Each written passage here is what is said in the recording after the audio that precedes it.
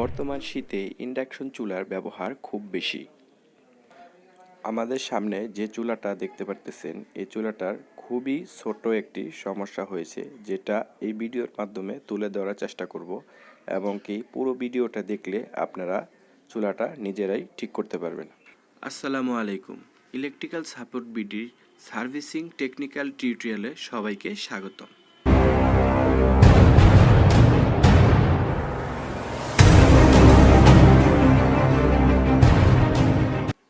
আজকের ইন্ডাকশন চুলাটা সার্ভিসিংয়ে আসছে, তো এরকম সমস্যা হরহামেশাই হয়ে থাকে। খুবই ছোট একটি সমস্যা, যেটা আপনারা মেকারের কাছে বা সার্ভিসিংয়ে দিলে 5 থেকে 600 টাকা বিল করতে পারে। এই সমস্যাটা যদি আজকের এই ভিডিওটা সম্পূর্ণ দেখেন, তাহলে এই সমস্যাটা আপনারা ঘরে বসেই ঠিক করতে পারবেন। শুধুমাত্র একটি তাতাল বা সোল্ডারিং আয়রনের দরকার। ভিডিওটা কিছুটা সময় ফাস্ট ফরওয়ার্ড করা হয়েছে, যাতে করে সম্পূর্ণ ভিডিওটা আপনাদের সামনে উপস্থাপন করতে পারি। ইন্ডাকশন চুলাটা 5 থেকে 6 মিনিট চলার পর E5 ইরর দেখাচ্ছে। তো এই প্রবলেমটা কোথা থেকে আসছে, আমরা এটাকে খুলে তারপরে এটা দেখার চেষ্টা করব।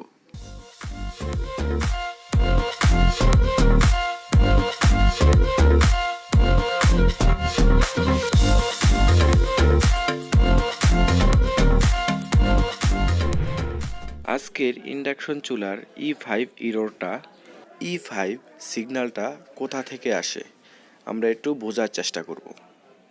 কুলিং বা হিটিং সেকশন থেকে আসতে পারে, যদিও এটাতে কুলিং খুব একটা হয় না যদি ফ্যানটা না ঘোরে।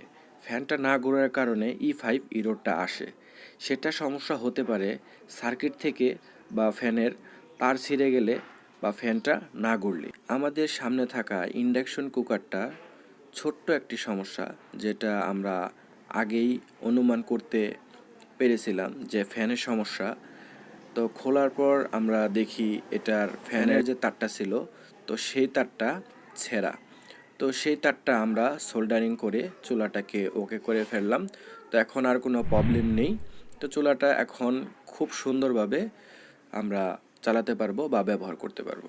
আপনার মূল্যবান মতামত কমেন্টে জানাতে পারেন। আজকের ভিডিওটি এ পর্যন্ত। সবাই ভালো থাকবেন, সুস্থ থাকবেন। আল্লাহ হাফেজ।